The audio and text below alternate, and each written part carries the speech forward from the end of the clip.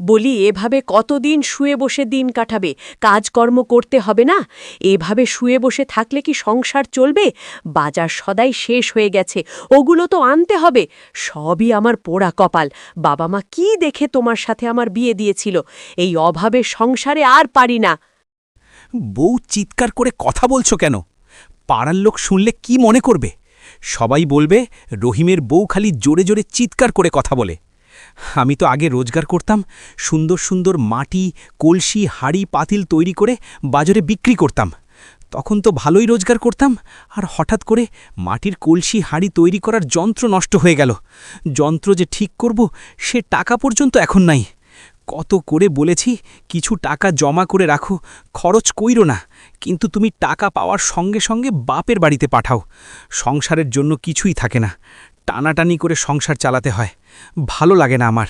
এক এক সময় মনে হয় সংসার ছেড়ে, ঘর ছেড়ে চলে যাই। যাও যাও, কত দূর আর যাবে? শেষ পর্যন্ত এই আমার কাছেই ফিরে আসতে হবে। এরপর রহিম বউয়ের সাথে রাগারাগি করে বাড়ি থেকে চলে আসে। হাঁটতে হাঁটতে সামনে একটি গাছ দেখতে পায়। সে গাছের নিচে বসে ভাবতে থাকে কিভাবে সংসার চালাবে, কিভাবে টাকা ইনকাম হবে। ঠিক সেই সময় তার পরিচিত বন্ধু আসে। সে পেশায় জেলে।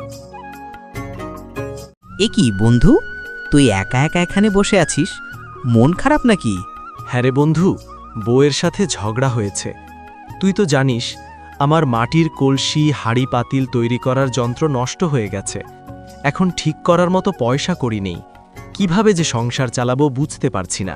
তুই একটা কাজ কর বন্ধু, তুই মহাজনের কাছে যা, টাকা ধার চেয়ে নে। সেই টাকা দিয়ে তুই কিছু একটা কর। একদিন আমার মাছ ধরার জাল ছিঁড়ে গেছিল, পরে মহাজনের কাছ থেকে টাকা নিয়ে নতুন জাল কিনেছিলাম। এখন আমার পরিবারের অবস্থা ভালো, আশা করি তোর অবস্থাও ভালো হবে। তুই মহাজনের কাছে যা। তুই ঠিকই বলেছিস বন্ধু, আমিও তাহলে যাই, দেখা যাক কি হয়। মহাজন সাহেব, আমার পরিবারের অবস্থা খুব খারাপ।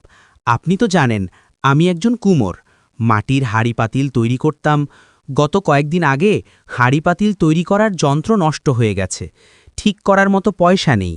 আপনি যদি একটু টাকা পয়সা দিয়ে সাহায্য করতেন অনেক ভালো হতো। এবার আমি ঠিক করেছি হাড়ি পাতিল তৈরি করব না, একটা কেকের দোকান দিব। তোকে আমি টাকা দিতেই পারি, তবে একটা শর্ত আছে। তুই যে পরিমাণ টাকা ইনকাম করবি আর অর্ধেক আমাকে দিতে হবে। এতে যদি রাজি থাকিস তাহলে টাকা দিতে পারি। আপনাকে যদি অর্ধেক টাকা দিয়ে দিই তাহলে আমার চলবে কি করে? আমার সংসার তো চালাতে হবে। সেটা তুই ভালো বুঝবি। আমার প্রস্তাবে যদি রাজি থাকিস তাহলে টাকা দিচ্ছি, আর যদি রাজি না থাকিস এখান থেকে চলে যা, আমার অন্য কাজ আছে। ঠিক আছে মহাজন, আমি রাজি, আমাকে টাকা দেন। এরপর রহিম মহাজনের কাছ থেকে টাকা নিয়ে বাড়ির দিকে রওনা হল। অন্যদিকে তার স্ত্রী রাহেল অপেক্ষায় আছে তার স্বামীর জন্য। তারপর মানুষটা সেই যে সকালবেলা আমার সাথে ঝগড়া করে চলে গেল, সন্ধে হয়ে গেল, এখনো বাড়ি ফিরতেছে না।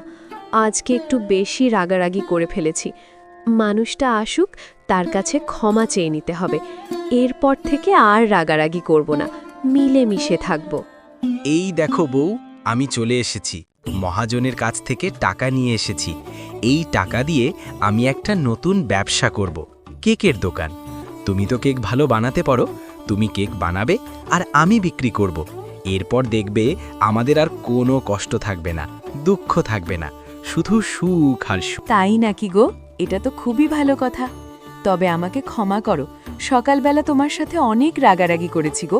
পরে আমি বুঝতে পেরেছি তোমার সাথে রাগারাগি করে ভুল করেছি। আমাকে ক্ষমা করো।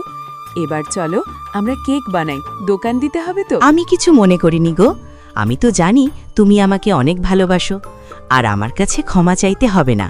চলো এখন থেকে আমরা কেক বানিয়ে ফেলি এবং এগুলো কেক বিক্রি করে আমাদের সংসার ভালোভাবেই চলবে। এরপর রহিম এবং তার স্ত্রী দুজন মিলে সুন্দর একটি কেকের দোকান দেয়। রহিমের স্ত্রী কেক বানায় আর রহিম বিক্রি করে।